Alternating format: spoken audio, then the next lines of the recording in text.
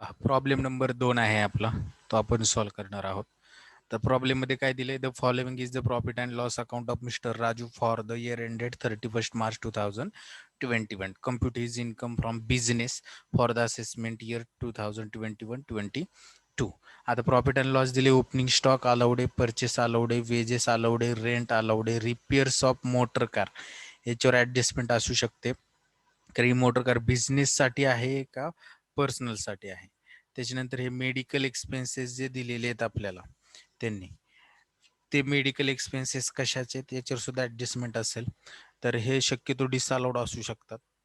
त्याच्यानंतर general expenses allowed, motor car हा आता कॅपिटल एक्सपेंडिचर आहे मोटर कार, त्यामुळे हा डिसअलाउड आहे. त्याच्यानंतर प्रोव्हिजन हा शब्द असला की डिसअलाउड. ऍडव्हान्स इन्कम टॅक्सच डिसअलाउड आहे. प्रॉफिट फॉर द इयर म्हणजेच काय, आपला हा नेट प्रॉफिट आहे. हा नेट प्रॉफिट लक्षात ठेवायचा. इकडं सेल्स अलाउड आहे, क्लोजिंग स्टॉक अलाउड आहे, गिफ्ट फ्रॉम फादर हे disallowed, income tax refund disallowed.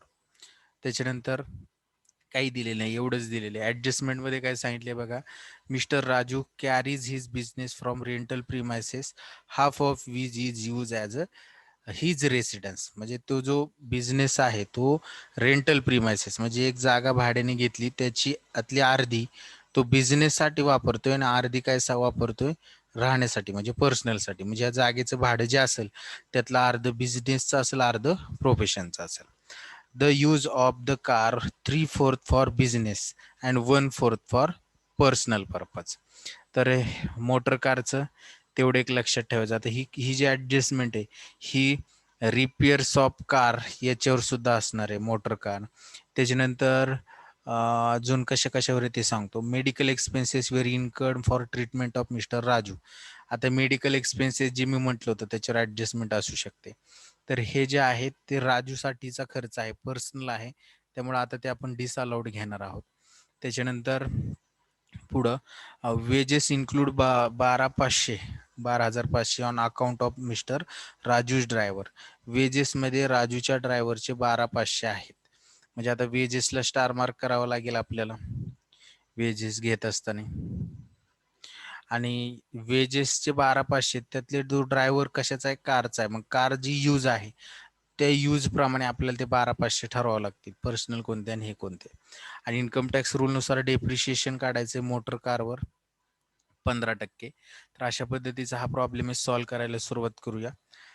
बघा, mister Raju computation of taxable income from business for the assessment year 2020-21. पहिल्यांदा आपण घेतो net profit as per profit and loss account घ्यायचं सर्वांनी. Net profit as per P&L account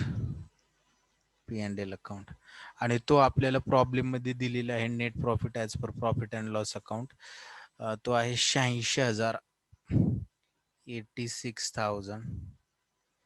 त्याच्यानंतर याच्यामध्ये add करतो आपण डिसअलाउड एक्सपेन्सेस.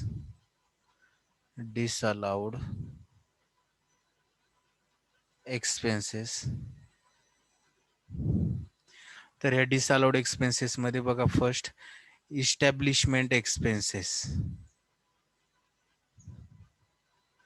आता हे इस्टॅब्लिशमेंट एक्सपेन्सेस जे आहेत,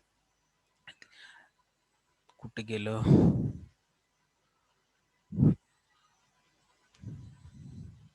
हां, इस्टॅब्लिशमेंट दिलेच नाहीत, सॉरी, मी हुडकत बसलो. तर पहिल्यांदा बघा प्रायव्हेट जे एक्सपेन्सेस आहेत त्याच्यामध्ये बघा ओपनिंग स्टॉक अलाउड आहे, परचेस अलाउड आहे. वेजेसच्या बाबतीत त्यांनी ऍडजस्टमेंट सांगितली, 1,20,000 रुपये आहेत वेजेस. तर ते वेजेस काय करायचे ते बघूया. तर वेजेसवर एक ऍडजस्टमेंट आहे, काय ऍडजस्टमेंट आहे ती पाहायची वेजेसची.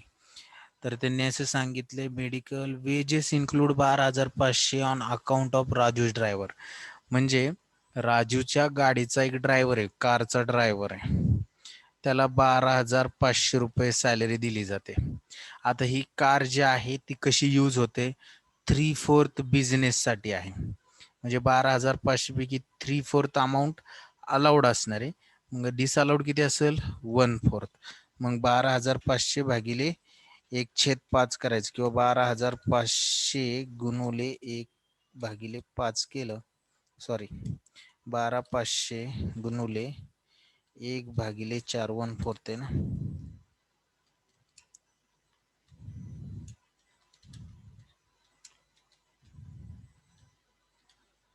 तर ते 3,125 रुपये. तर हे 3,125 रुपये आपण काय करायचे, राजूस ड्रायव्हर सॅलरी लिहायची. तर त्या ठिकाणी ते आपण सॅलरी ऑफ ड्रायव्हर लिहिणार आणि तो डिसअलाउड एक्सपेन्सेस दाखवणार. त्या ठिकाणी लिहा ड्रायव्हर सॅलरी किंवा सॅलरी ऑफ ड्रायव्हर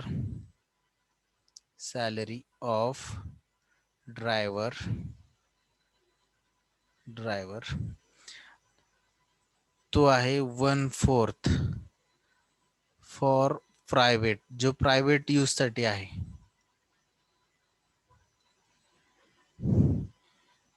पर्पज तो डिसअलाउड आहे. मग तो किती 1/4, मग तो येतोय 3,125 रुपये. हे कसं आलं कळलं का?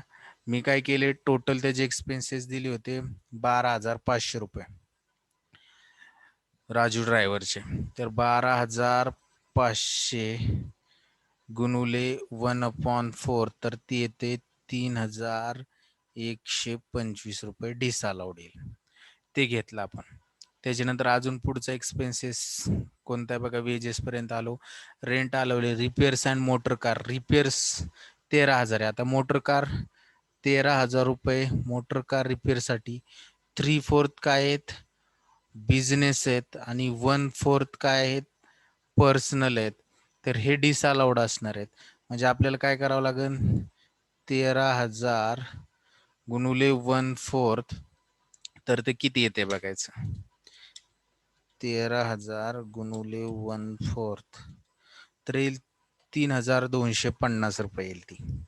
तर ते घ्यायचं आपण 3,250. Repairs of motor car. तर लिहूया ते repairs of motor car. Repairs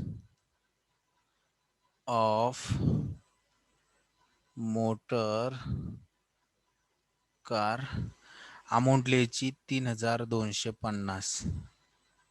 3,250. Okay. Repairs of motor car झाल्यानंतर मेडिकल एक्सपेन्सेस याच्यावर ऍडजस्टमेंट हे पर्सनल यूज साठीचे पूर्णचे पूर्ण डिसअलाउड लिहायचं. मेडिकल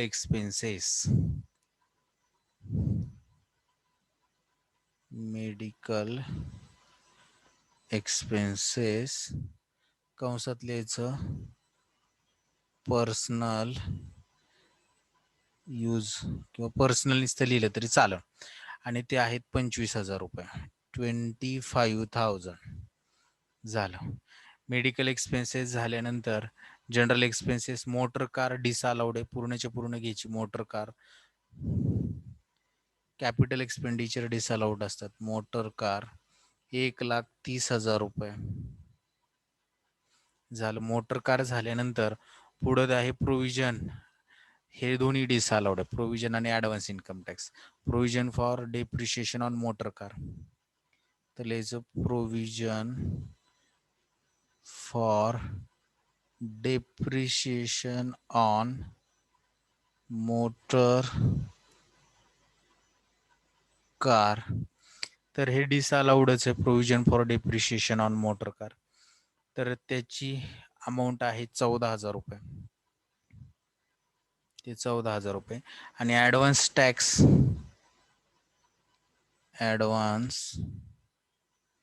इन्कम टॅक्स आहे माझ्या अंदाजे. ऍडव्हान्स इन्कम टॅक्स 11,000 रुपये, तो डिसअलाउड घ्यायचा. ऍडव्हान्स इन्कम टॅक्स 11,000 रुपये, 11,000 हा डिसअलाउड घ्यायचा. तर अशा पद्धतीने आपण काय केले, जवळजवळ सगळे एक्सपेन्सेस लिहून घेतलेले आहेत.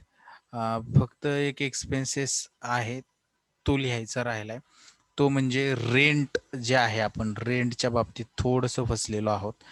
रेंट काय केलेलं आहे त्यांनी, याच्यावर ऍडजस्टमेंट आहे ती राहिलेली आहे. 1,46,000 रुपयाचं रेंट आहे. किती? 1,46,000 रेंट आहे,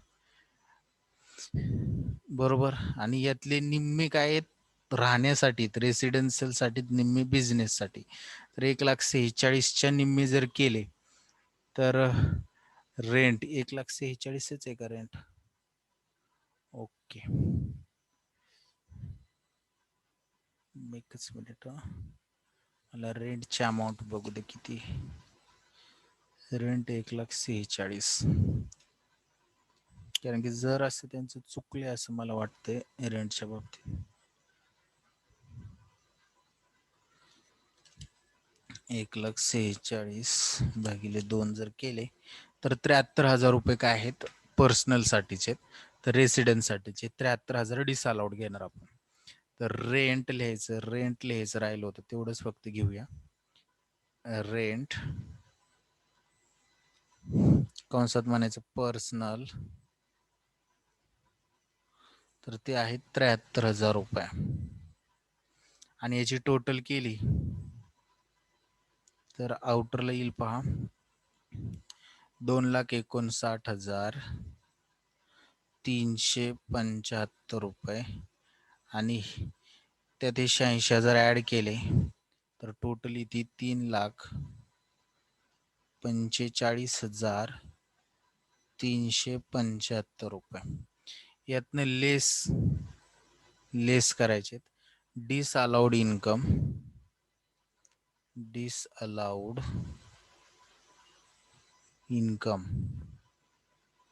तर इन्कम साईडला जे इन्कम आहे ते डिसअलाउड म्हणून घ्यायचे. कोणकोणते ते पाहायचं. सेल्स अलाउड आहे, क्लोजिंग स्टॉक अलाउड आहे, गिफ्ट फ्रॉम फादर आणि इन्कम टॅक्स रिफंड हे दोनच इन्कम डिसअलाउड आहेत. तर ते घेऊया. मग गिफ्ट फ्रॉम फादर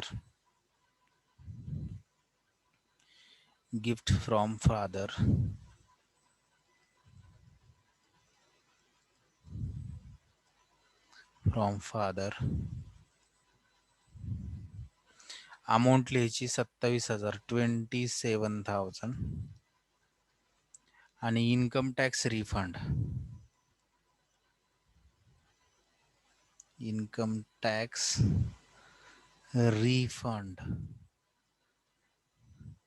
त्याची अमाऊंट घ्यायची 3,000 रुपये. असे टोटल 30,000 आउटरला येतील. हे 30,000 रुपये जर वजा झाले तर वजा होऊन अमाऊंट खाली येईल बघा. 3,45,000 मधनं 30 गेले तर 3,15,375 रुपये शिल्लक राहतील. आता या 3,15,375 मध्ये आपण डिसअलाउड एक्सपेन्सेस ऍड केले ते आता अलाउड एक्सपेन्सेस लेस करायचे, म्हणून म्हणायचं लेस allowed expenses but not recorded. Allowed expenses but not recorded.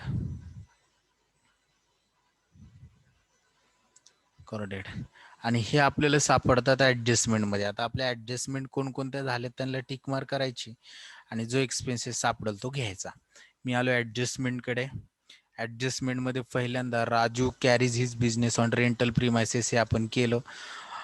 3/4 काय सांगितले त्यांनी कारच्या बाबतीत ते सुद्धा केलं आपण. मेडिकल एक्सपेंडिचर आहेत इनकर्ड ही सुद्धा ऍडजस्टमेंट केली. वेजेस इन्क्लूड 12,500 ही सुद्धा केलेली आहे. As per rule depreciation of motor car हे अलाउड आहे. मोटर कार आहे 1,30,000 रुपयाची. 1,30,000वर 15% डेप्रिशिएशन जर काढलं 1,30,000 गुणुले 15% तर ते येते 19,500 रुपये डेप्रिशिएशन येते. 19,500. तर ह्यातली बिझनेस साठी मोटर कार आहे 3/4 बिझनेस साठी आहे आणि 1/4 काय असणार आहे पर्सनल साठी आहे. तर बिझनेस साठी आहे तेच घ्यायचं आहे आपल्याला, म्हणजे 19,500 गुणुले 3/4 तर ते येते 14,625. 14,625 डेप्रिशिएशन किती येईल 14,625 एवढे. हे कसे आले 14,625 तर 19,500 गुणुले 3/4 केले तर 14,625 आले. हे लेस करायचे म्हणून आपण या ठिकाणी लिहायचं depreciation on motor car motor car 3/4 असं, सॉरी एकच मिनिट, थोडस वेगळ्या पद्धतीने लिहू. Depreciation on motor car at 15% असेल. ह्या मोटर कार होती 1,30,000, त्याच्या 15% आले 19,500 आणि त्याला गुणुले 3/4 केले तर ते आले 14,625 आणि हे जर वजा केले तर आपला टॅक्सेबल इन्कम फ्रॉम बिझनेस येईल 3,0750 येईल. आणि याच्यातनं आता आपण अजून ऍड करू शकतो इन्कम जे रेकॉर्ड केलेले नाहीत, allowed income but not recorded, पण ते दिलेच नाहीत आपल्याला प्रॉब्लेम मध्ये. त्यामुळे आपण काय करणार, डायरेक्ट यालाच म्हणणार टॅक्सेबल इन्कम फ्रॉम बिझनेस